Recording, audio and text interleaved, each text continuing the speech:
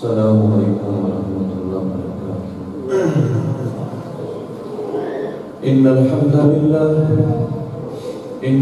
للہ نحمده ونستعینه ونستغفره ونؤمن به ونتوکل علیہ ونعوذ باللہ من شرور انفسنا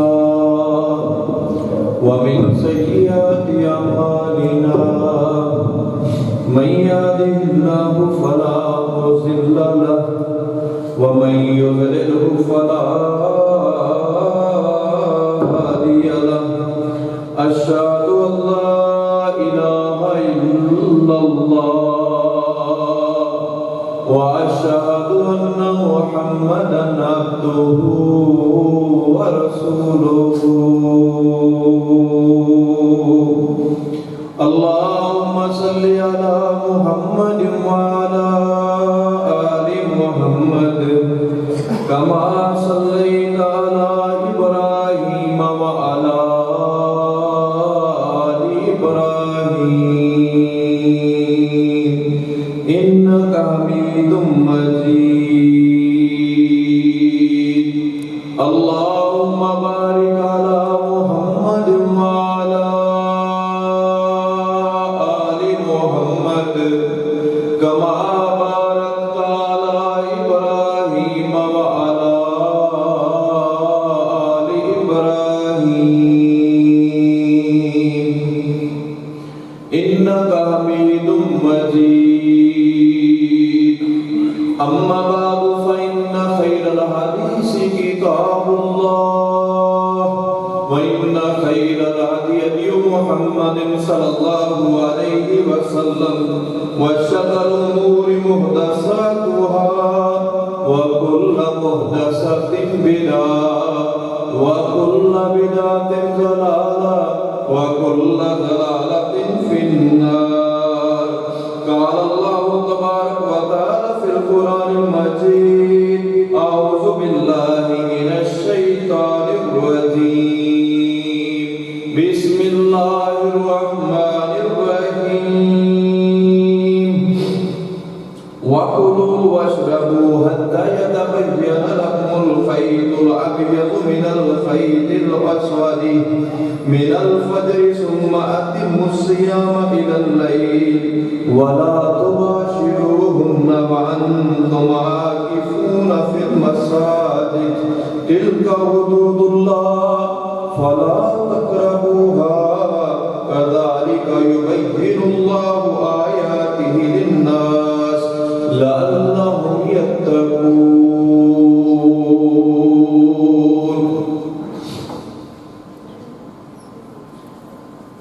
ہر قسم کی تعریفات، تسبیحات، تمجیدات، تکبیرات اللہ رب العزت کی ذات اقدس کے لیے لاتعداد انگنت بے شمار درود و سلام آمنہ فلال عبداللہ کے در یتیم امام الانبیاء امام اعظم سید الثقلین شاہ سلطان مدینہ پیارے پیغمبر محمد رسول اللہ صلی اللہ علیہ وسلم کی ذات گرامی دعاؤں کا مجموعہ صحابہ کرام رضوان اللہ علیہم اجمعین کی عظیم جماعت پر آج کا یہ خطبہ جمعۃ المبارک رمضان کا تیسرا خطبہ جمعۃ المبارک ہے۔ اس کے بعد ایک جمعہ باقی ہے جس جمعہ کو جمعۃ الوداع کہا جاتا ہے۔ آج 20واں روزہ ہے۔ رمضان تیزی کے ساتھ گزرتا جا رہا ہے۔ کل آغاز تھا اور آج اختتام کے بالکل آخری کنارے پہ جا کے رمضان نظر آتا ہے۔ آج کے خطبہ جمعہ میں نے جس چیز کو بیان کرنا ہے وہ ہے کہ ہم نے آخری 10 دن کیسے گزارے، کیونکہ آج 20واں روزہ ہے۔ آج شام سے آخری 10 دنوں کا آغاز ہو جائے گا۔ جب سورج غروب ہوگا تو پچھلا عشرہ ختم ہو جائے گا، اور یاد رکھیں آخری عشرے کا آغاز ہو جائے گا۔ آج ہم نے جائزہ لینا ہے کہ قرآن و سنت ہمیں کیا کہتے ہیں۔ ہم نے آخری 10 دن آخری عشرہ کیسے گزارا۔ ایک بات یاد رکھیں، تمام مہینوں میں رمضان کا مہینہ افضل ہے، لیکن رمضان کے مہینے میں بھی آخری 10 دن افضل ہے، کیونکہ ان 10 دنوں میں ایک رات آتی ہے جس رات کو لیلۃ القدر کہا جاتا ہے، اور اس رات کو اللہ نے بڑا مقام عطا فرمایا ہے۔ بلکہ آئیے میرے اور آپ کے پیغمبر محمد رسول اللہ صلی اللہ علیہ وسلم نبی سے اعلیٰ افضل برتر اس دھرتی پہ کوئی اور نہیں ہے۔ نبی جو کہتا ہے وہی دین بنتا ہے۔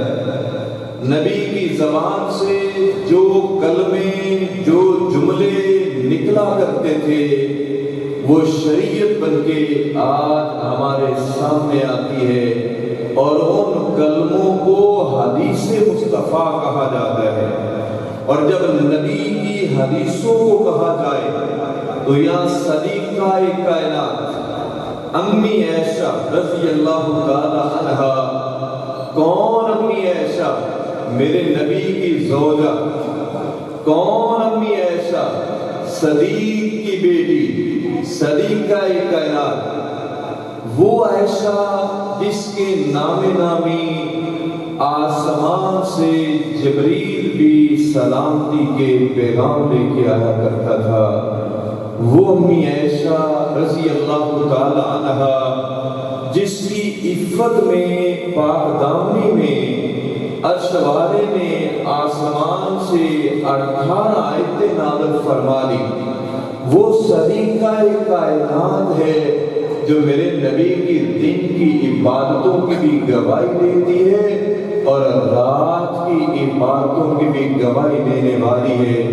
یہ بھی عائشہ رضی اللہ تعالی عنہ فرماتی ہے، کان النبی صلی اللہ علیہ وسلم اذا دخل العشر، جب یہ آخری 10 دنوں کا آغاز ہوتا، جیسے آج شام کو ان 10 دنوں کا آغاز ہونے والا ہے، صدیقہ کائنات کہتی ہے جب ان 10 دنوں کا آغاز ہوتا تو آمنہ کے لال کیا کرتے؟ پہلا کام احیا لیلہ، یہ ساری رات جاگا کرتے تھے۔ میرا نبی کبھی سویا نہیں کرتا تھا۔ اب ذرا ہم بھی فیصلہ کریں، یہ 10 راتیں تو آ رہی ہیں جن میں 5 طاق راتیں ہیں، میرا اور آپ کا نبی تو یہ ساری راتیں جاگ کے گزارتا تھا۔ کیا ہماری زندگی میں بھی یہی عمل ہے کہ پوری رات کو جاگنا، گزارنا، عبادت کرنا، تلاوت کرنا؟ امی جان اگلا جملہ کیا کہتی ہے؟ احیا لیلہ، آمنہ کے لال خود بھی جاگتے اور نبی صلی اللہ علیہ وسلم صرف خود ہی نہیں جاگا کرتے تھے، وَأَيْقَظَ أَهْلَهُ، اور اپنے گھر والوں کو بھی جگایا کرتے تھے، اپنی بیویوں کو، اہل و عیال کو اس بات کا پابند کرتے کہ تم نے بھی کیا ہے ساری رات جاگ کے گزارنی ہے۔ اور آئیے تیسرا لفظ وَشَدَّ مِيزَارَ، اللہ کے نبی صلی اللہ علیہ وسلم جب ان 10 دنوں کا آغاز ہوتا میرا نبی لنگوٹا کس دیتا، لنگوٹا کس دیتا۔ یہ میں بشدہ میزرہ کا معنی کر رہا ہوں۔ آمنہ کے لال لنگوٹا کس لیتے، تیاری کر لیتے کہ میں نے دن رات جو ہے عبادت کرنی ہے، ریاضت کرنی ہے۔ آئیے اس کے بعد دوسری حدیث پیش کرتا ہوں۔ امی عائشہ رضی اللہ تعالی عنہ فرماتی ہیں کان رسول اللہ صلی اللہ علیہ وسلم یجتہد فی العشر الاواخر ما لا یجتہد فی غیرها۔ اللہ کے نبی جتنی محنت، جتنی عبادت، جتنی تلاوت، جتنا صدقہ ان 10 دنوں میں کرتے تھے، اس کے علاوہ کبھی بھی نہیں کیا کرتے تھے۔ ان 10 دنوں میں جب ان 10 دنوں کا آغاز ہوتا، آخری ان راتوں کا آغاز ہوتا، تو آمنہ کے لال سب سے زیادہ عبادت کیا کرتے تھے۔ اور یاد رکھیں کامیابی کس بات میں؟ ہمارے لمحات اسی طرح گزرے جس طرح محمد رسول اللہ صلی اللہ علیہ وسلم کے گزرتے تھے، کیونکہ اس نبی نے جنت کا دروازہ کھلوانا ہے، اور اسی نبی نے کل قیامت کے دن رب کی عدالت میں سفارش کرنی ہے۔ اللہ کی عدالت میں سفارش کرنے والے بھی آمنہ کے لال ہیں۔ زندگی اس طرح سے گزارو جس طرح پیارے پیغمبر محمد رسول اللہ صلی اللہ علیہ وسلم گزارتے تھے۔ یہ جو آخری 10 دن ہیں، اس میں بہت سارے کام ہیں جس کو آج میں تمہارے سامنے رکھنا چاہتا ہوں۔ ان میں سے ایک عمل جو ہے وہ اعتکاف کا عمل ہے۔ میرے نبی ان 10 دنوں میں اعتکاف کرتے تھے۔ اعتکاف کرنا امی عائشہ کے سر کے تاج کی سنت ہے اور سنت مؤکد ہے۔ اعتکاف کرنا حسن و حسین کے نانا کی سنت ہے۔ آمنہ کے لال ہمیشہ اعتکاف کرتے تھے۔ بلکہ آئیے ایک حدیث پیش کرتا ہوں۔ نبی کی زوجہ مومنوں کی ماں کیا کہتی ہے؟ آمنہ کے لال ہمیشہ اعتکاف کرتے رہے حتیٰ توفاہ اللہ، یہاں تک کہ نبی دنیا سے چلا گیا۔ جب تک نبی زندہ رہا اعتکاف کرتا رہا، یہاں تک کہ آمنہ کے لال اس دنیا فانی سے چلے گئے۔ نبی ہمیشہ ہمیشہ اعتکاف کرتا رہا، اور اس کے بعد نبی کی ازواج مطہرات، نبی کی بیویاں وہ بھی کیا ہے مسجد نبوی میں اعتکاف کیا کرتی تھی۔ میرے نبی کی زندگی میں یہ مسئلہ جا کے آخر میں جا کے پیش کروں گا کہ عورت کہاں اعتکاف کرے گی، اور اس کو تفصیل سے لے کے آؤں گا، لیکن یہاں میرے نبی کی بیویاں میرے نبی کی زندگی میں اعتکاف کرتی تھی مسجد نبوی کے اندر۔ میرے نبی کے بعد بھی مسجد نبوی میں وہ اعتکاف کیا کرتی تھی۔ یہ جو آمنہ کے لال پیارے پیغمبر محمد رسول اللہ صلی اللہ علیہ وسلم کی سنت۔ بلکہ آئیے ابو ہریرہ رضی اللہ تعالیٰ عنہ اس حدیث کے راوی ہیں، اور ابو ہریرہ کے بارے میں تم جانتے ہو وہ امام المحدثین ہے۔ بھئی ابو ہریرہ وہ ہے جس نے ساری دنیا کو چھوڑا لیکن میرے نبی کے ایک بول کو بھی ضائع نہیں ہونے دیا۔ یہ ابو ہریرہ تھا جو اللہ کے نبی کے بولوں کو لیتا، سینے میں جمع کر لیتا، پھر صحابہ کرام کو وہ حدیثیں سنایا کرتے اور تابعین کو وہ حدیثیں سنایا کرتے۔ ابو ہریرہ رضی اللہ تعالیٰ عنہ بیان کرتے ہیں کہ آمنہ کے لال ہمیشہ 10 دن اعتکاف کرتے رہے، لیکن جس سال نبی اس دنیا سے گئے ہیں آمنہ کے لال نے 20 دن کا اعتکاف کیا ہے۔ یہ پیارے پیغمبر محمد رسول اللہ صلی اللہ علیہ وسلم، اللہ کے نبی ہمیشہ 10 دن کا اعتکاف کرتے رہے۔ جس سال دنیا سے گئے، جیسے اللہ کے نبی نے اس سال قرآن کا 2 بار دور کیا، اسی طرح نبی صلی اللہ علیہ وسلم نے 20 دن کا اعتکاف کیا ہے۔ لہذا 20 دن کا اعتکاف جو ہے یہ اللہ کے نبی نے آخر میں جا کے کہ میری زندگی اس سال وفا نہیں کرے گی، یہ اللہ کے نبی کی سنت 10 دن کا اعتکاف کرنا رمضان کے آخری عشرے میں دنیا سے کٹنا رب کے گھر میں آ کے ڈیرے لگانا آسان تو نہیں ہے، کام تو بڑا مشکل ہے۔ کسی کا بھی دل نہیں چاہتا کاروبار کو چھوڑ دوں، کسی کا بھی دل نہیں چاہتا میاں بیوی بچوں کو چھوڑ دوں، کسی کا بھی دل نہیں چاہتا کہ دنیا سے کٹ کے رب کے گھر میں آ کے ڈیرے لگا کے بیٹھ جاؤں۔ لیکن جب میرے نبی نے اس عمل کو کر کے دکھا دیا، امت کے لیے نمونہ بن گیا، پھر میرے نبی کے صحابہ نے بھی اس کو تھاما اور ایسے تھاما جیسے تھامنے کا حق تھا۔ اللہ کے لیے کٹ کے بیٹھنا، پھر اللہ کے ساتھ کیا راز و نیاز کی باتیں کرنا۔ جب آپ کٹ کے بیٹھتے ہیں پھر دنیا سے کٹیں پھر اللہ کے ساتھ رشتے کو جوڑیں، ایسے رشتے کو جوڑیں کہ تو اللہ کے ساتھ باتیں کرنے والا ہو، تو اللہ کے ساتھ کلام کرنے والا ہو، پھر یہ اعتکاف رب کی عدالت میں قبول ہو جائے گا اور تیری آخرت بھی سنور جائے گی۔ لیکن اس کے لیے لازمی ہے آپ اس طریقے کو اپنائیں جس طریقے کو عائشہ کے سر کے تاج محمد رسول اللہ صلی اللہ علیہ وسلم نے اپنایا تھا۔ آئیے جب اعتکاف کرنا ہے پھر کس چیز کا خیال رکھنا چاہیے؟ پہلی بات عرض کرتا ہوں، اگر اعتکاف کرنا ہے تو 20 کا روزہ، 20 کا سورج غروب اعتکاف کرنے والے کو مسجد میں ہو، کیونکہ سورج کے غروب ہونے سے 21 کا آغاز ہو جاتا ہے، 21 کا آغاز ہو جاتا ہے۔ اگر چاہتے ہو کہ سنت کے مطابق اعتکاف کریں، پھر کیا افطاری گھر کی چار دیواری میں نہیں ہوگی، پھر افطاری بھی مسجد میں ہوگی۔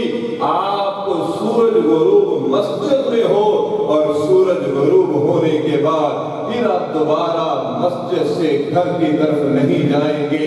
یہ ہے مسنون اعتکاف جو اللہ کے نبی پیارے پیغمبر محمد رسول اللہ صلی اللہ علیہ وسلم کیا کرتے تھے۔ آئیے جب آپ مسجد میں آ گئے تو پھر اس کے بعد یہ رات آپ کا خیمہ تو لگا ہوا ہے، لیکن یہ رات جو ہے آپ خیمے میں نہیں جائیں گے۔ میرے نبی کا طریقہ کیا تھا؟ آمنہ کے لال پوری رات بار گزارتے، عبادت کرتے، ریاضت کرتے، صبح کی نماز پڑھتے، صبح کی نماز کے بعد اللہ کے نبی اپنے خیمے میں داخل ہوا کرتے تھے۔ یہ ہے اعتکاف، جب آپ رات گزار لیں گے مسجد کے اندر، عبادت ریاضت کے اندر، صبح کی نماز کے بعد آپ اپنے خیمے پہ اندر داخل ہوں گے۔ یہ جو اللہ کے نبی صلی اللہ علیہ وسلم نے طریقہ دیا۔ آئیے جب کہ صبح کی نماز کے بعد آپ نے اپنے خیمے کے اندر داخل ہونا ہے۔ اب جب آپ اعتکاف بیٹھ گئے تو کرنا کیا ہے؟ جب میں نے اللہ کے نبی کی حدیث کو پڑھا، میرے نبی نے کمال کر دی۔ کیا فرمایا؟ فرمایا جب دنیا سے کٹے ہو، رب کے گھر میں آئے ہو، اب اگر تیرا بیٹا بیمار ہے تو عیادت کے لیے بھی اپنے گھر میں نہیں جا سکتا۔ یہ ہے محمد رسول اللہ صلی اللہ علیہ وسلم کا طریقہ، یہ ہے آمنہ کے لال کا دیا ہوا نظم۔ جبکہ آپ اعتکاف میں بیٹھ گئے، پتہ چلا پھپھو بیمار ہے، آپ اعتکاف سے نکل کے وہ مسجد کے پڑوس میں بھی گھر ہو تو یاد رکھیے اس گھر کے اندر داخل نہیں ہو سکتے۔ بلکہ آئیے مجھے ایک حدیث یاد آئی، چلتے چلتے دل چاہتا ہے وہ حدیث بھی سنا دو۔ میرا نبی اعتکاف میں تھا، آمنہ کے لال اعتکاف میں تھے۔ جب آمنہ کے لال اعتکاف میں تھے تو نبی صلی اللہ علیہ وسلم نے کنگھی کرنی تھی۔ جیسے یہ دیوار ہے، دیوار کے اندر کھڑکی اور دروازہ ہے اور ادھر میرے نبی کا گھر ہے، کمرہ ہے، حجرہ ہے۔ آمنہ کے لال مسجد میں بیٹھے اور ساتھ کھڑکی کہاں کھلتی ہے؟ میرے نبی کے گھر میں کھلتی ہے۔ اب اللہ کے نبی صلی اللہ علیہ وسلم اپنی بیوی کو کہتے ہیں عائشہ کنگھی کر دو، کنگھی کر دو۔ یہاں ذرا حدیث پہ غور کیجئے، میرے نبی نے اپنے کمرے میں قدم نہیں رکھا، قدم نہیں رکھا۔ نبی مسجد میں اور امی عائشہ رضی اللہ تعالی عنہ اپنے کمرے میں بیٹھی ہیں، پیغمبر کے سر کو پکڑا، اللہ کے نبی کے سر میں کنگھی کو کرنا شروع کر دیا۔ یہ ہے آمنہ کے لال محمد رسول اللہ صلی اللہ علیہ وسلم کا طریقہ۔ آئیے تو سورت اعتکاف ہے، اس میں جو اللہ کے نبی صلی اللہ علیہ وسلم نے بات کہی، وَلَا يَشْهَدْ جنازہ، تیرا پڑوسی فوت ہو گیا، دل چاہتا ہے جنازے میں شریک ہو جائے، میرے نبی کہتے ہیں اگر اعتکاف میں ہو تم جنازے میں شریک نہیں ہو سکتے، اعتکاف کے بعد اس سے تعزیت کر لینا۔ اب ذرا سوچیں، جبکہ عیادت کرنے کے لیے نہیں جا سکتے، جنازے میں شریک نہیں ہو سکتے، تو ٹچ موبائل جہاں گندی تصویریں نہ چاہتے ہوئے بھی نگاہوں سے گزر جاتی ہیں، نہ چاہتے ہوئے آدمی کا ارادہ نہیں ہوتا لیکن پھر بھی نگاہوں سے گزر جاتی ہیں۔ اللہ کے گھر میں اعتکاف کی حالت میں اس طرح کا موبائل چلانے کی اجازت کیسے ہو سکتی ہے؟ جب رب کے گھر میں آنا ہے پھر دنیا سے کٹنا ہوگا، زیادہ سے زیادہ ایک سادہ موبائل آپ رکھ سکتے ہیں، کسی ضرورت کے بعد، فضول بات نہیں، کسی ضرورت کے تحت اگر آپ بات کرنا چاہیں تو اسلام اس کی اجازت دیتا ہے۔ وہ بھی میں نے کہاں سے لیا؟ آمنہ کے لال اعتکاف میں بیٹھے ہیں، میرے نبی نے بڑی سے بڑی بات کو بھی بیان کیا، میرے نبی نے چھوٹی سے چھوٹی بات کو بھی بیان کیا۔ آمنہ کے لال اعتکاف میں ہے، میرے نبی کی ایک بیوی آتی ہے، تو ضروری بات کرنی تھی، میرے نبی کی ایک بیوی آتی ہے، ضروری بات کرنی تھی۔ آمنہ کے لال نے اس کی بات کو سنا، جب بات کو سن لیا وہ اٹھ کے گھر جانے لگی، یہاں ہے میرے نبی بھی اس کے ساتھ چل پڑے کہ چاہیے میں تجھے دروازے تک الوداع کر کے آتا ہوں۔ اس بیوی کا گھر دور تھا، اللہ کے نبی اس کے ساتھ چل پڑے کہ چلیے میں آپ کو گھر تک پہنچا کے آتا ہوں۔ یہ آج بھی مسئلہ ہے، اگر بیوی آ گئی ہے تو ضروری بات کرنی ہے، گھر دور ہے، اس کے ساتھ کوئی اور نہیں، تم چھوڑنے کے لیے دروازے کی دہلیز تک جا سکتے ہو، دروازے کی دہلیز تک۔ اور وہی موقع تھا جب ایک شخص نے دیکھا نبی جا رہے، نبی کے ساتھ ایک عورت ہے، تو میرے نبی کے دونوں ہونٹ کھلے بول پڑے، فرمایا صحابی یہ میری بیوی ہے۔ صحابی کہتا ہے اللہ کے نبی میں ذرا آپ پہ شک کیسے کر سکتا ہوں، آپ پر تو ساری دنیا کو قربان کیا جا سکتا ہے، آپ تو ساری دنیا سے اعلیٰ ہے۔ آمنہ کے لال کہتے ہیں صحابی وہ اپنی جگہ پہ، لیکن وضاحت کرنا میرا حق تھا۔ آئیے یہ ہے بات، جب آپ نے اعتکاف میں بیٹھنا ہے تو پھر یاد رکھیے اگر ہم نے یہ قیمتی وقت باتوں میں، قصے کہانیوں میں ضائع کر دیا، پھر اعتکاف کی قیمت رب کی عدالت میں نہیں پڑے گی، رب کی عدالت میں اعتکاف کی قیمت پڑے گی، لیکن کب؟ جب آپ ذکر میں وقت گزاریں، تلاوت میں وقت گزاریں، عبادت میں وقت گزاریں، دین کے مسائل میں وقت گزاریں، پھر یہ اعتکاف اللہ کی عدالت میں بڑا مقام حاصل کر لیتا ہے۔ اور آئیے ایک اور بات کہتا ہوں، بعض ہمارے دوستوں نے یہ بات کہی کہ جب اعتکاف میں آ جاؤ تو غسل بھی نہیں کر سکتے، ہرگز نہیں، آپ جب چاہے غسل کر سکتے ہیں، کیونکہ ان 10 دنوں میں تو ایک جمعہ کا دن بھی آتا ہے، اور میرے نبی نے جمعہ کے دن غسل کو مستحب قرار دیا ہے۔ میرے نبی بھی جمعہ کے دن غسل کیا کرتے تھے، اور نبی صلی اللہ علیہ وسلم کے صحابہ کرام بھی جمعہ کے دن باقاعدہ غسل کیا کرتے تھے۔ آئیے اب آدمی کہتا ہے کہ اعتکاف تو بیٹھ گیا، ثواب کتنا ملے گا؟ بیٹی کی حدیث تو ہے کہ 2 حج اور 2 عمروں کا ثواب ملے گا، لیکن یہ روایت ضعیف ہے، اگر صحیح ہوتی تو میں صرف اسی پہ اکتفا کر لیتا۔ آئیے میں تمہیں بتلاتا ہوں، اگر آپ نے ثواب لینا ہے اعتکاف اس طرح سے کرنا، اللہ تمہیں ڈھیروں ڈھیر اجر عطا فرما دے گا۔ آئیے پہلی بات پیش کرتا ہوں، ام حبیبہ رضی اللہ تعالی عنہا حبیبہ کون ہے؟ یہ مومنوں کی ماں ہے۔ حبیبہ کون ہے؟ یہ میرے نبی کی بیوی ہے، زوجہ ہے، میرے نبی کے گھر کی چار دیواری، میرے نبی کی عزت ہے حبیبہ۔ جانتے حبیبہ کون ہے؟ حبیبہ کے ایک کام نے ہی ہمارے دل کو ٹھنڈا کر دیا، ایسا ٹھنڈا کیا کہ آج بھی ہم حبیبہ سے بڑی محبت کرتے ہیں۔ جب میرے نبی کے گھر میں بستی تھی حبیبہ، اس کا نام ہے رملہ بنت ابی سفیان، حبیبہ کنیت ہے۔ یہ پہلے خامد سے بیٹی تھی عبید اللہ بن جاش سے، جس کا نام حبیبہ تھا، اس کے نام پہ کنیت رکھی تھی حبیبہ۔ یہ ابو سفیان کی بیٹی ہے۔ جب نبی کی بیوی بنی، آمنہ کے لال محمد رسول اللہ صلی اللہ علیہ وسلم کے گھر میں آئی۔ ایک دن باپ ابو سفیان بھی نکلا، چلے بیٹی سے ملاقات کر کے آتے ہیں۔ بیٹیاں تو بیٹیاں ہوتی ہیں، بیٹیوں سے بڑھ کے کوئی اور رشتہ نہیں ہوا کرتا۔ ابو سفیان نکلا، اپنی بیٹی کے دروازے پہ آیا، چوکھٹ پہ آیا، گھر میں داخل ہوا، بسترا لگا ہوا تھا، بسترے پہ بیٹھنے لگا، ادھر سے بیٹی دوڑی اور اس نے نیچے سے بسترے کو اٹھا لیا۔ یہاں ابو سفیان رضی اللہ تعالی عنہ بعد میں اسلام کو قبول کر لیا۔ ابو سفیان تڑپا اور تڑپ کے کہا، بیٹا کیا بات ہے، بتلاؤ، کیا یہ بستر میرے قابل نہیں یا میں اس بستر کے قابل نہیں ہوں؟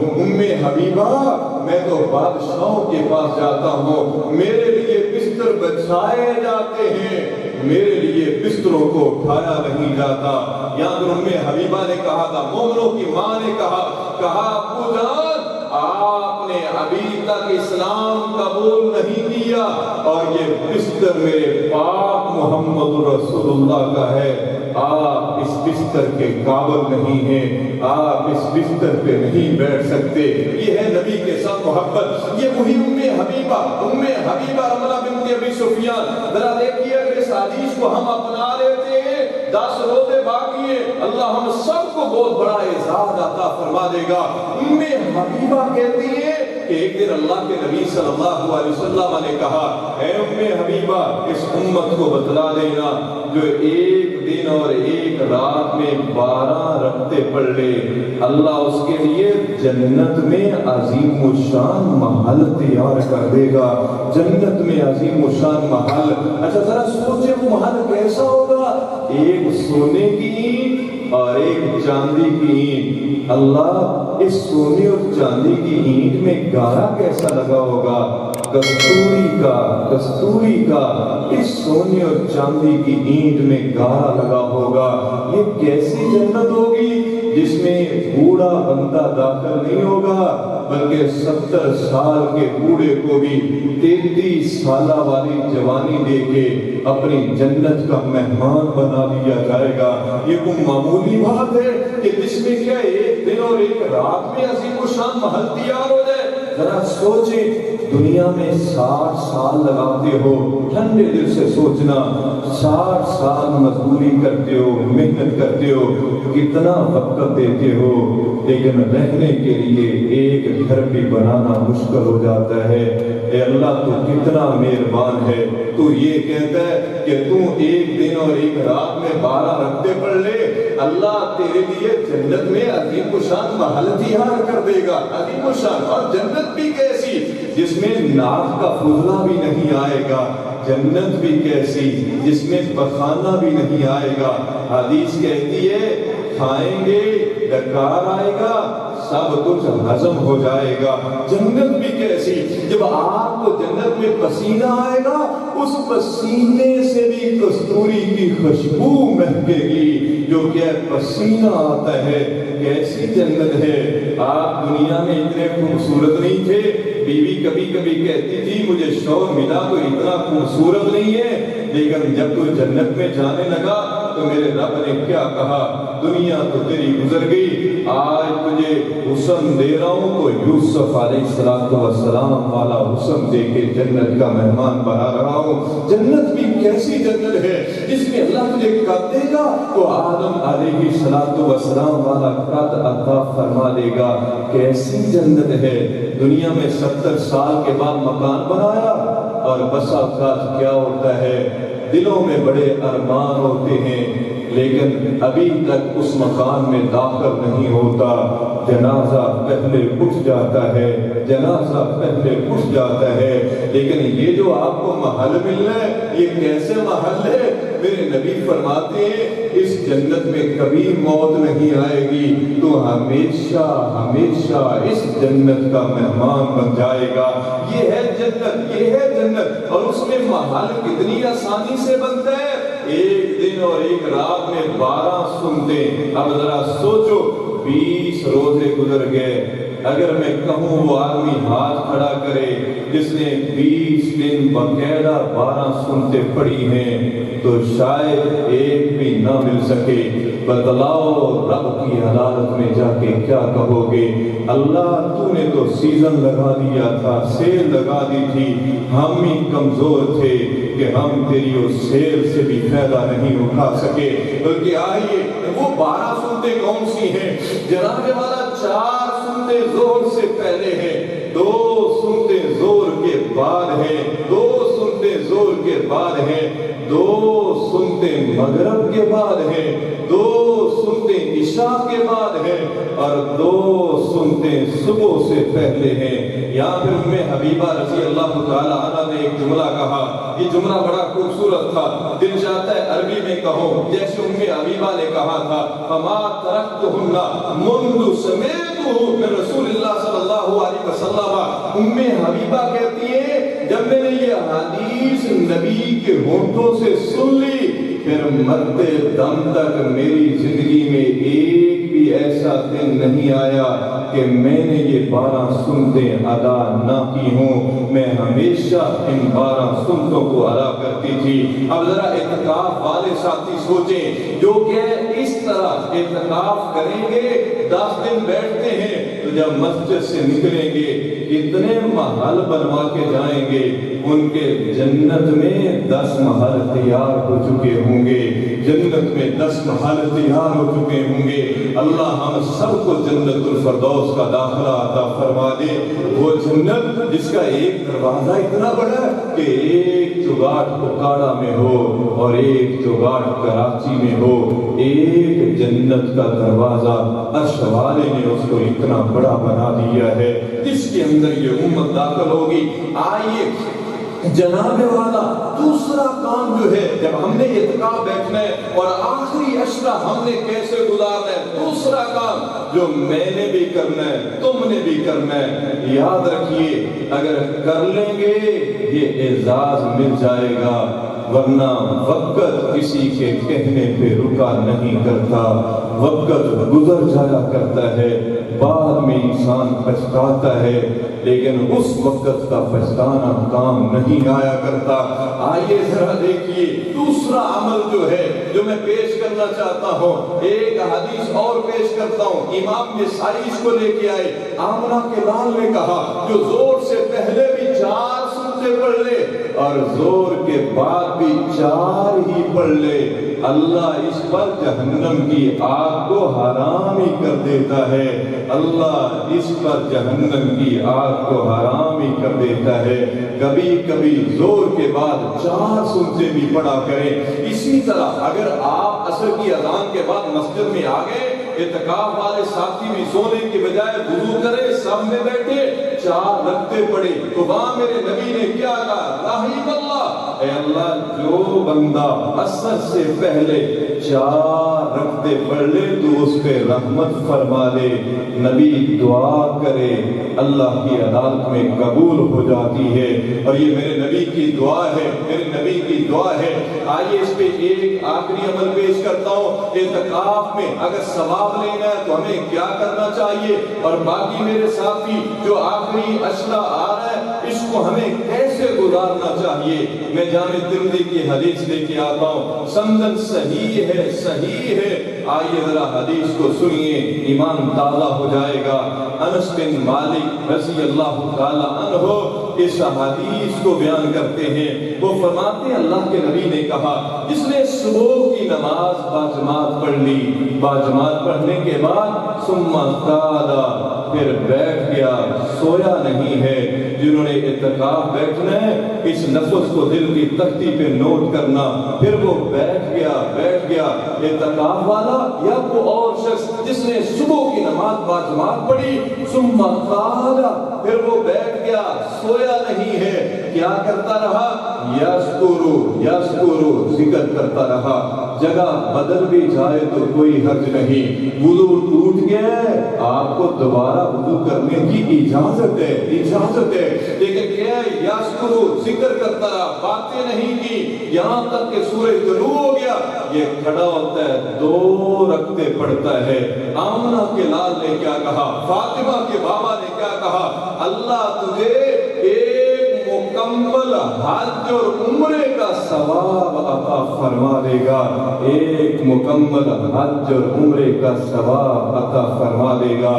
یہاں سے تو نے لاکھوں روپے لگائے, لیکن پتہ نہیں قبول ہونا ہے یا نہیں ہونا, لیکن تبرع کریں, کوشش کریں. یہ نہیں مطلب کہ اس کی جگہ پہ اس حج کو چھوڑ دیا جائے گا, اس کے لیے بھی کوشش کریں. لیکن کتنا بڑا انعام ہے.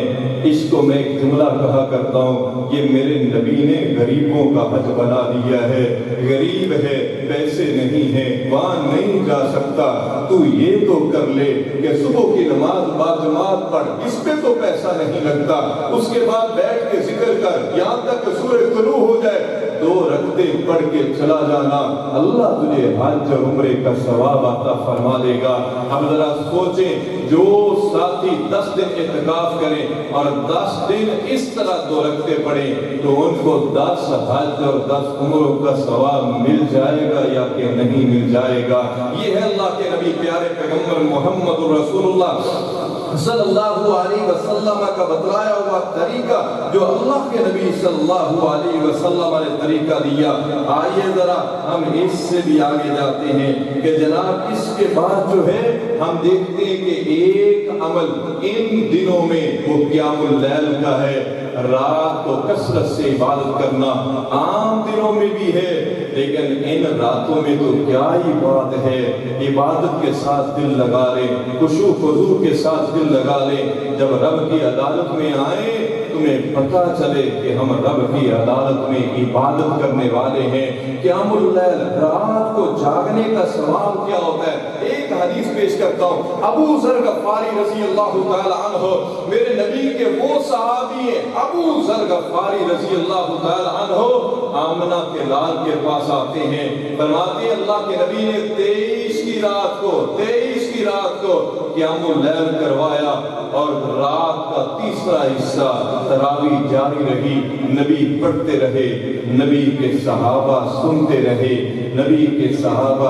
رہے, 25 کی رات کو اللہ کے نبی پھر کھڑے ہوئے, آدھی رات تک عبادت کرتے رہے, آدھی رات تک. اس کے بعد آپ یہ 27 کی رات, اور یہاں یہ صحابی کہتے ہیں میں نے اللہ کے نبی سے سوال کیا, کاش اللہ کے نبی آپ 25 کی رات کو ساری رات ہی قیام کرواتے رہتے. تو اللہ کے نبی نے یہاں ایک جملہ کہا, جو امام کے ساتھ کھڑا ہو تراویح پڑھتا رہے پھر چلا جائے, اللہ اس کو ساری رات کی عبادت کا ثواب عطا فرما دیتا ہے. اللہ اس کو ساری رات کی عبادت کا. جب 27 کی رات آئی, صحابہ کو خبر ملی, نبی کی بیویاں بھی نکلی, مسجد نبوی بھر گئی, صحابہ کرام جمع ہو گئے. نبی صلی اللہ علیہ وسلم نے اتنا لمبا قیام کیا, صحابہ کہتے ہیں ہمیں ڈر تھا کہ شاید سحری بھی ہماری فوت نہ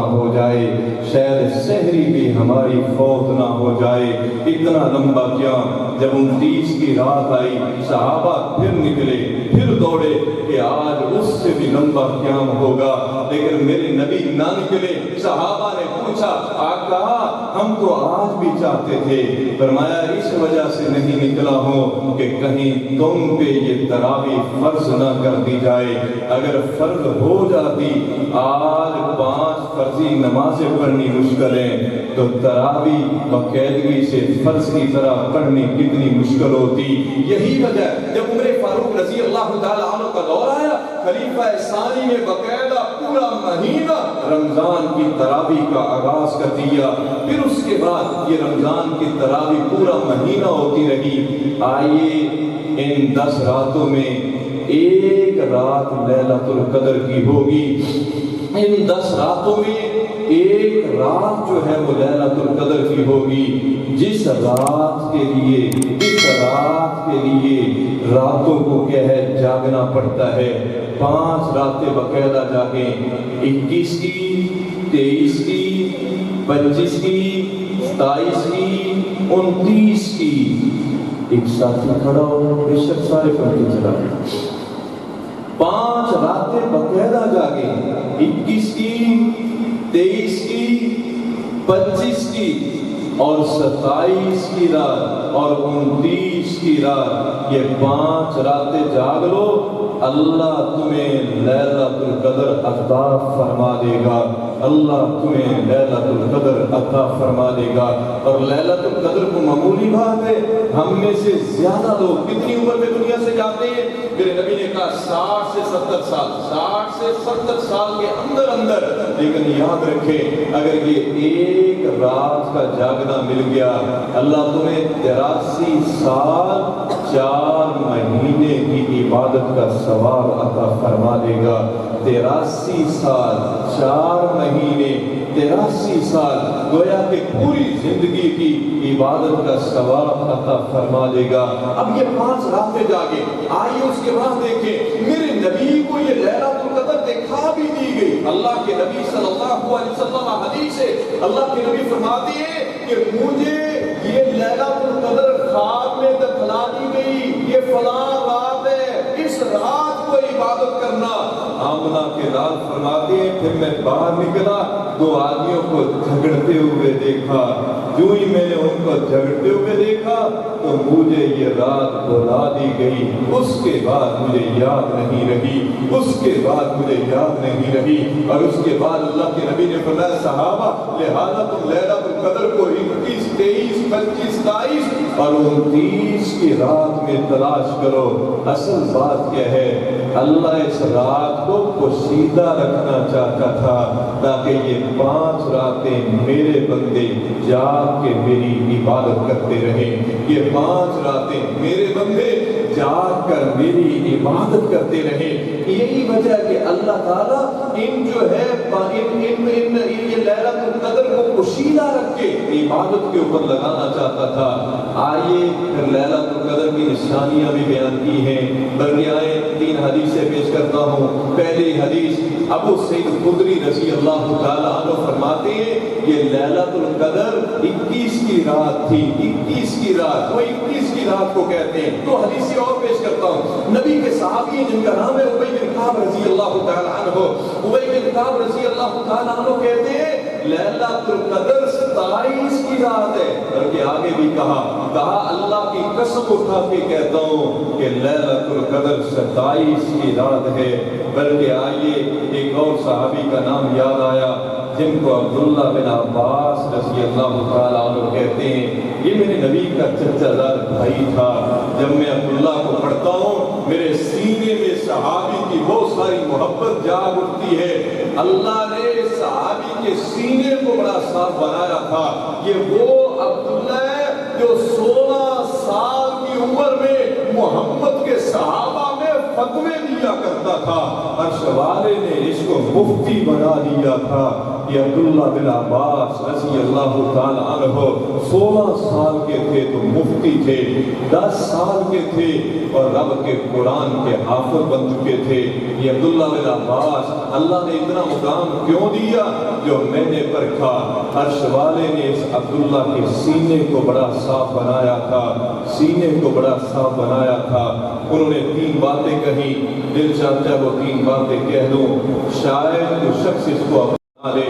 وہ کہتے ہیں جب میرے شاگرد ان کے سامنے بیٹھتے تھے تو وہ اللہ سے یہ دعا کرتے، اللہ میرے شاگردوں کو مجھ سے بھی بڑا عالم بنا دینا۔ یہ دعا کرنی بڑی مشکل ہے، یہ وہی کرتا ہے جس کا سینہ بڑا اجلا اور صاف ہے۔ اتنی بڑی بات ہے کہ اللہ ان کو مجھ سے بھی بڑا عالم بنا دینا۔ جب آسمان سے بارش برستی تو عبداللہ کا چہرہ چمکتا، یہ بڑا خوش ہوتا۔ کسی نے پوچھا عبداللہ آپ کی بھی فصل ہے؟ فرمایا نہیں میری تو فصل نہیں ہے، لیکن جب ان بندوں کو خوشی ملتی ہے تو ان کی خوشی کی وجہ سے میں بھی خوش ہو جایا کرتا ہوں۔ ذرا تم بھی سوچنا، کسی چیز کی خوشی سے اگر جلتے ہو تو سینہ صاف نہیں ہے، اگر لوگوں کی خوشی سے خوش ہوتے ہو تو اللہ نے تمہارے سینے کو صاف بنا دیا ہے۔ تیسرا، جب کوئی انصاف کرنے والا قاضی آتا تو یہ عبداللہ رضی اللہ تعالیٰ اس کو دعائیں دیتے۔ کسی نے کہا وہ آپ کا بھی کیس مقدمہ فیصلہ ہے؟ کہتے نہیں میرا تو کوئی فیصلہ نہیں، لیکن دل چاہتا ہے اللہ اس زمین کو انصاف سے بھر دے، اس وجہ سے دعائیں کیا کرتا ہوں۔ یہ عبداللہ بن عباس رضی اللہ تعالی عنہ، عمر فاروق رضی اللہ تعالی عنہ بیٹھے امیر المومنین، ان کے پاس کچھ مہاجر صاحب ہیں، کچھ انصاری صحابہ ہیں، اور ان میں یہ بچہ عبداللہ بن عباس رضی اللہ تعالی عنہ بھی بیٹھا ہے۔ پھر اللہ نے اس عبداللہ کو کتنا مقام دیا، ایک طرف 60 سال کا صحابی ہوتا تھا اور ایک طرف یہ 10 سے 15 سال کا بچہ ہوتا تھا، اور اس سے مسئلوں کو پوچھا جاتا تھا۔ تو وہاں بیٹھے پوچھا لیلۃ القدر کے بارے میں بتلاؤ، صحابہ اپنا اپنا علم بتلانے لگے۔ آخر میں پوچھا عبداللہ تم خاموش ہو، بولتے کیوں نہیں ہو؟ پھر عبداللہ نے کچھ کلمے کہے۔ عبداللہ کہتے ہیں جو میں نے دیکھا آسمان بھی ساتھ ہیں، آسمان بھی ساتھ ہیں اور زمینیں بھی ساتھ ہیں، زمینیں بھی ساتھ ہیں۔ اللہ نے بہت ساری جگہ پہ ساتھ کے عدد کو بیان کیا، لہذا میں یہی کہتا ہوں کہ یہ بھی رات 27 کی رات لیلۃ القدر ہے۔ یہ ہے عبداللہ بن عباس رضی اللہ تعالیٰ عنہ کا علم، یہ میں نے حدیث سے بھی بتلا دی۔ آئیے آخر میں خلاصہ کیا نکلتا ہے، اللہ نے اس رات کو چھپا لیا، بتلایا نہیں ہے صرف اس وجہ سے تاکہ بندے ان 5 راتوں میں رب کی عبادت کریں، جاگیں۔ ذرا سوچیں اگر یہ 5 راتیں جاگنے سے اللہ 83 سال 4 مہینوں کی عبادت کا ثواب عطا فرما دے تو پھر یہ 5 راتیں تو کوئی بھی معنی نہیں رکھتی۔ ان 5 راتوں میں جاگنا اپنی زندگی کا حصہ بنا لیں، ان 5 راتوں میں جاگنا اپنی زندگی کا حصہ بنا لیں۔ آئیے اس کے بعد یہ لیلۃ القدر کی نشانیاں کیا ہے، لیلۃ القدر کی نشانیاں، اس پہ تھوڑی سی بات کرنا چاہتا ہوں کہ ہمیں کیسے پتا چلے گا یہ لیلۃ القدر ہے۔ آئیے پہلی نشانی، یہ عبداللہ بن عباس رضی اللہ تعالیٰ عنہ کہتے ہیں وہ رات بڑی پرسکون رات ہوگی، نہ تو زیادہ آندھی ہوگی، نہ زیادہ بارش ہوگی، اور نہ ہی زیادہ گرمی کی شدت ہوگی، اور نہ ہی زیادہ سردی ہوگی۔ اگر ہوا بھی چلے گی تو آندھی کی شکل میں نہیں، میٹھی میٹھی ہوا۔ کبھی کبھی ذرا سوچیں، تم نے سوچا ہوگا کبھی آپ باہر گئے ہوں گے تو کبھی وہ منظر ماحول ایسا بنا ہوگا کہ آپ کی زبان سے نکلا ہوگا آج تو ہوا بھی بڑی خوشگوار ہے۔ یہی موسم ہوتا ہے لیلۃ القدر کی رات کو، اللہ ایسا سہانا موسم بنا دیتا ہے، اللہ ایسا سہانا موسم بنا دیتا ہے کہ آدمی کو سکون ملتا ہے۔ بلکہ آئیے عبداللہ بن عباس رضی اللہ تعالیٰ عنہ تو ایک اور بھی بات کہتے ہیں لیلۃ القدر کی رات وہ رات ہے پورے رمضان کے مہینے کی عبادت میں اتنی مٹھاس نہیں ملتی جتنی مٹھاس اس رات کی عبادت میں اللہ عطا فرما دیتا ہے۔ بلکہ آئیے تیسری نشانی جس کو ابی بن کعب رضی اللہ تعالیٰ عنہ نے بیان کیا، فرماتے ہیں جس رات کو لیلۃ القدر ہوگی، جب صبح سورج نکلے آپ سورج کی طرف دیکھنا، کیا ہوگا؟ سورج کی شعائیں بڑی مدم ہوں گی، آنکھیں چدھائیں گی نہیں، آنکھیں چدھائیں گی نہیں۔ آج ہم نے کچھ نشانیاں اپنی طرف سے بنا لی کہ وہ کتے کا بھونکنا وہ بھی کیا ہے؟ لیلۃ القدر، انا للہ و انا الیہ راجعون۔ رب کے نبی کو دیکھیں، نبی کیا کہتا ہے؟ آمنہ کے لال کے صحابہ کو دیکھیں، صحابہ کرام نے کون سی نشانیوں کو پیش کیا؟ فرمایا لیلۃ القدر کی نشانی یہ، آپ صبح کو اس طرح آسمان کی طرف چہرہ اٹھائیں گے، سورج کو دیکھیں گے، سورج کی شعائیں مدم ہوں گی، تمہاری آنکھیں نہیں چدھائیں گی۔ آئیے ایک اور نشانی بیان کی، فرمایا اس رات کا چاند پتہ کیسا ہوگا؟ کچھ لوگ پرانے بھی بیٹھے ہوں گے، آپ نے وہ گھروں میں پیتل کے تھال دیکھے ہوں گے، پیتل کے تھال، وہ پیتل کے تھال کا ایک کنارہ بنا ہوتا ہے، کنارہ صحابی کہتے ہیں اس رات کا چاند اگر تمہیں نظر آ جائے وہ پیتل کے تھال کے کنارے کی طرح ہوگا، پیتل کے تھال کے کنارے کی طرح ہوگا۔ بلکہ آئیے ایک آخری نشانی پیش کرتا ہوں، لیلۃ القدر کی نشانیوں میں سے ایک آخری نشانی پیش کرتا ہوں۔ صحابہ اکرام کیا کہتے ہیں کہ اس رات کو آسمان کے اوپر ایک قدرتی روشنی پیدا ہوگی، لیکن یہ نشانی تمہیں شہر میں رہ کے نظر نہیں آئے گی جہاں بے شمار لائٹیں جل رہی ہوتی ہیں۔ کبھی دیہات، صحرا، جنگل کے منظر کو دیکھنا، وہاں رات کو یہ روشنی بڑی نمایاں ہوتی ہے۔ یہ لیلۃ القدر کی نشانی ہے جو اللہ کے نبی پیارے پیغمبر محمد رسول اللہ صلی اللہ علیہ وسلم نے بیان کی۔ آئیے اس کے بعد ایک سوال کا ہم جواب لے کے آتے ہیں کہ کیا عورت مسجد میں اعتکاف کرے گی یا عورت اپنے گھر کی چار دیواری میں بھی اعتکاف کر سکتی ہے؟ دل چاہتا ہے اس کو واضح کر کے کھل کے تمہارے سامنے رکھ دو۔ چار امام ہیں جن کا تم نے بھی نام سنا، ایک کو امام ابو حنیفہ رحمۃ اللہ علیہ کہا جاتا ہے، ایک امام مالک رحمۃ اللہ علیہ، ایک امام احمد بن حنبل رحمۃ اللہ علیہ، اور ایک امام شافعی رحمۃ اللہ علیہ۔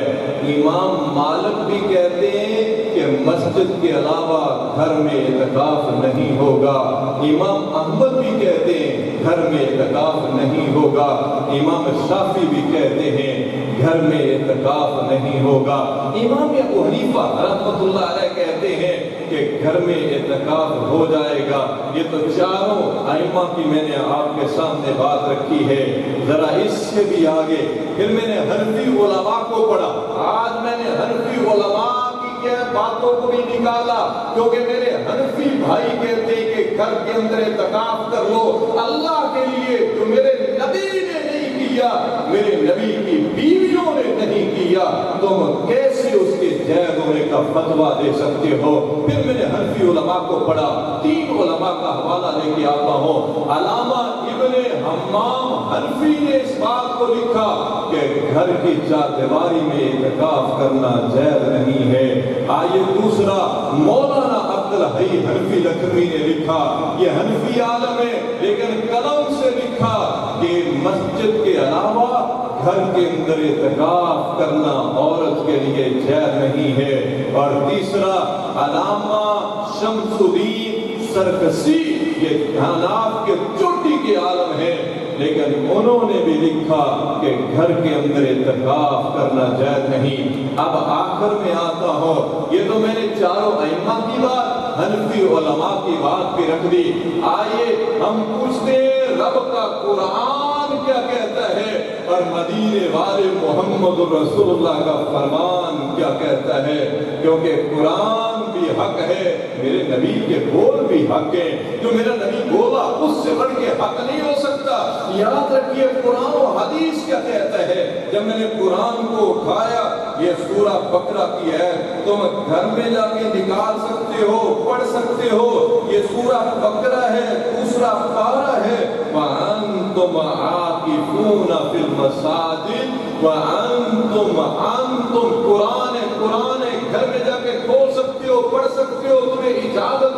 حوالہ میں دے رہا ہوں، دوسرا پارہ ہے، سورہ بقرہ ہے، سورہ بقرہ کی آیت نمبر جو ہے 188 ہے، اس میں کیا ہے؟ وَأَنْتُمْ عَاكِفُونَ فِي الْمَسَاجِدِ، اللہ کہتا ہے جو تم اعتکاف کرنے والے ہو مسجدوں کے اندر، صرف مسجدوں میں اعتکاف ہوگا، کسی اور جگہ پر اعتکاف نہیں ہو سکتا۔ آئیے ایک حوالہ آمنہ کے لال سے بھی لے کے آتا ہوں۔ میرے نبی صلی اللہ علیہ وسلم جب اعتکاف میں بیٹھتے تھے تو مسجد نبی سے نبی کے حجرے کتنا دور تھے؟ درمیان میں ایک کھڑکی تو تھی، وہاں اپنے کمروں میں بھی تو نبی کی بیویاں اعتکاف بیٹھ سکتی تھی، لیکن خیمہ کہاں لگا؟ مسجد نبوی کے اندر لگا۔ حفصہ کا خیمہ، عائشہ کا خیمہ کہاں لگا؟ مسجد نبوی میں لگا، کیونکہ وہ گھر تھا، اس کو مسجد کا حکم نہیں تھا۔ جو مسجد کے حکم میں ہے، مسجد ہے، گہری ہے، مسجد کے ماحول میں صرف وہاں اعتکاف ہوگا، کسی اور جگہ پہ اعتکاف نہیں ہو سکتا۔ میرے نبی صلی اللہ علیہ وسلم کے جانے کے بعد پھر بھی بیویوں نے اعتکاف کیا تو کہاں؟ مسجد کے اندر اعتکاف کیا ہے۔ لہذا اس نے ثابت کیا کہ مسجد کے علاوہ کسی اور جگہ پہ اعتکاف کرنا جائز نہیں۔ ذرا ایک اور بات کہتا ہوں، اگر مسجد میں الگ جگہ ہے، پردے کا اہتمام ہے، اس عورت کا پردہ اپنی جگہ پہ قائم رہے گا تو پھر مسجد کے اندر ہی اعتکاف کرے گی۔ اگر مسجد میں الگ انتظام نہیں تو اس پہ اعتکاف فرض نہیں ہے، یہ اعتکاف چھوڑ دے گی، لیکن گھر میں اعتکاف کرنا جائز نہیں۔ ایک اور جملہ کہتا ہوں، پوری دنیا جمع ہو جائے، کسی ایک صحابیہ کا نام ہی لے کے آ جائیں کہ نبی کی فلاں صحابیہ گھر میں اعتکاف بیٹھی تھی، اگر میرے محمد کی ایک بھی صحابیہ گھر میں اعتکاف نہیں بیٹھ سکی تو ہم کیسے کہہ سکتے ہیں کہ گھر کے اندر اعتکاف بیٹھنا جائز ہے؟ آئیے آج کا آخری مسئلہ لے کے آتا ہوں، صدقہ عید الفطر۔ صرف 3 باتیں اس پہ کرتا ہوں۔ صدقہ عید الفطر جو ہے 3 باتیں اس کے اوپر کرتا ہوں۔ پہلی بات، ہر چھوٹا بڑا عاقل بالغ ادا غلام جو بھی مسلمان ہے اس کی طرف سے صدقہ عید الفطر دینا ہوگا، حتیٰ کہ وہ بچہ جو عید کی نماز سے پہلے پیدا ہو جائے، جو عید کی نماز سے پہلے پیدا ہو جائے، الفاظ پہ غور کریں، اس کے اوپر بھی یہ ہے صدقہ عید الفطر لازم ہوگا اور اس کی طرف سے دینا پڑے گا۔ حتیٰ کہ ایک ایسا شخص ہے جس کے پاس کچھ بھی نہیں، وہ لوگوں سے صدقہ عید الفطر لیتا ہے، لیکن یہ بھی جو لوگوں سے لیا ہے اس سے صدقہ عید الفطر ادا کرے گا، کیونکہ صدقہ عید الفطر جو ہے وہ فرض ہوتا ہے۔ اللہ کہ ایک ایسا شخص ہے جس کے پاس ایک شام کا کھانا ہے، صبح کا کھانا نہیں ہے، اس کے لیے معافی ہے۔ جس کے گھر میں کچھ بھی نہیں، اس کے علاوہ کسی اور کے لیے معافی نہیں۔ آئیے دوسرا مسئلہ، صدقہ عید الفطر دور حاضر میں کتنا بنتا ہے؟ اگر گندم، کیونکہ یہ ہماری عام خوراک ہے، گندم کا حساب لگاؤں تو 140 روپے بنتا ہے، 140 روپے 2.5 کلو ہے۔ آخر میں جا کر اس پہ بھی روایت لے کے آتا ہوں، کیونکہ کچھ 200 کہیں گے، کچھ 250 کہیں گے، اس پہ بھی ایک روایت لا کے اس بات کو واضح کروں گا۔ لیکن صدقہ عید الفطر کب دینا چاہیے؟ صدقہ عید الفطر آپ 1 دن پہلے، 2 دن پہلے، 3 دن پہلے۔ صحیح بخاری میں عبداللہ بن عمر رضی اللہ تعالیٰ عنہ کہتے ہیں کہ ہم 2 دن پہلے صدقہ عید الفطر ادا کرتے تھے۔ ہمارا بعض ساتھی جو وہ صدقہ عید الفطر دیتے ہیں تاکہ لوگ روزہ رکھ لیں، ہرگز نہیں۔ صدقہ عید الفطر کا مقصد اور ہے تاکہ عید کے دن وہ غریب بچے عید کی خوشی میں شریک ہو سکیں۔ یہ ہے مقصد جو اسلام نے پیش کیا ہے صدقہ عید الفطر کا۔ آئیے اب جو میں نے کہا کہ نقدی کے لحاظ سے 140 روپے بنتے ہیں، جب ہم نے گندم کو دیکھا 2.5 کلو گندم بنتی ہے، 2.5 کلو گندم بنتی ہے، 2.5 کلو۔ اور یاد رکھیے یہ سا کیا ہوتا تھا؟ ٹوپا ہوتا تھا، ٹوپا۔ آپ نے پرانا دیہاتوں میں دیکھا ہوگا، ہمارے کمہار ہوتے تھے، ان کے پاس ٹوپے بنے ہوتے تھے، ٹوپے، وہ سا ہے، یہ 2.5 کلو کا۔ اور مدینے کا ٹوپا مدینے کا سا جس سے نبی کے صحابہ فطرانہ دیتے تھے وہ 2.5 کلو کا تھا. 2.5 کلو ایک بندے کی طرف سے کم از کم ادا کرنا ضروری ہے. یا ایک روایت بیٹھی اور دار پتری سے قاضی ابو یوسف امام ابو حنیفہ رحمۃ اللہ علیہ کے بڑے شاگرد ہیں, 3 بڑے شاگرد ہیں. ایک زفر ہے, قاضی ابو یوسف ہے, اور محمد بن حسن شبانی ہے. قاضی ابو یوسف مدینہ میں آتا ہے, وہاں امام مالک کو دیکھا حدیث پڑھا رہے ہیں, تو امام مالک سے سوال کیا بتلاؤ فطرانہ کتنا دیں گے. امام مالک کی بڑی کمال کی شخصیت تھی, وہ کہتے ہیں جتنے بیٹھے ہو سارے اپنے اپنے گھروں سے ٹوپے لے کے آؤ. ٹوپے جن ٹوپوں کے ساتھ نبی کی زندگی میں فطرانہ دیتے تھے. 50 لوگ دوڑے مدینہ میں اپنے اپنے گھروں سے ٹوپے لے کے آئے. جب ان 50 ٹوپوں کو ماپا گیا تو وہ 50 کے 50 2.5 کلو کے کمانے تھے. تو امام مالک نے کہا یہ ہے وہ پیمانہ جس کے ساتھ ہم فطرانہ دیتے ہیں. ہمارے باپ نبی کی زندگی میں فطرانہ دیا کرتے تھے. تو یہ 2.5 کلو گندم کا دور حاضر کے لحاظ سے ریٹ 140 بنتا ہے. ویسے کچھ زیادہ دینا چاہے کسی غریب کو دے سکتا ہے, لیکن 140 سے کم دینا کسی صورت بھی جائز نہیں ہوگا. آج جو ہے ہمارا تیسرا جمعہ ہے, اگلا جمعہ تو انشاءاللہ جمعۃ الوداع ہم نماز کے طریقے پہ لے کے آئیں گے. آج کا یہ جو تیسرا جمعہ ہے یہ ہماری جو ہے وہ اپیل کا جمعہ بھی ہوتا ہے. سال کے بعد ہم مسجد کی اپیل کے لیے جو ہے ہمیشہ مسجد کی اپیل کے لیے بولا کرتے ہیں. تو آج بھی مسجد کی اپیل کے لیے ہم درخواست کریں گے ہر ساتھی اپنی جگہ سے اٹھے گا, تھوڑا لائے زیادہ لائے لیکن اس کے اندر باقاعدہ حصہ ڈالے گا. اپنی اپنی جگہ سے ذرا کھڑے ہوں گے, یہاں ہی آئیں گے, یہاں آگے انشاءاللہ تشریف لائیں گے. یہ سال کے بعد ہمارا باقاعدہ جو ہے وہ طریقہ کار چل رہا ہے, تو اس میں ہر شخص حصہ ڈالے گا. یاد رکھیے یہ مسجد ہے, اللہ کا گھر ہے. جب ہم بڑھ چڑھ کے اس میں حصہ لیں گے یہ ہمارے لیے بھی ایک کامیابی کی راہ بن جائے گی. اور اللہ سے دعا بھی ہے کہ اللہ اس کو ہمارے لیے نجات کا ذریعہ بنا دے.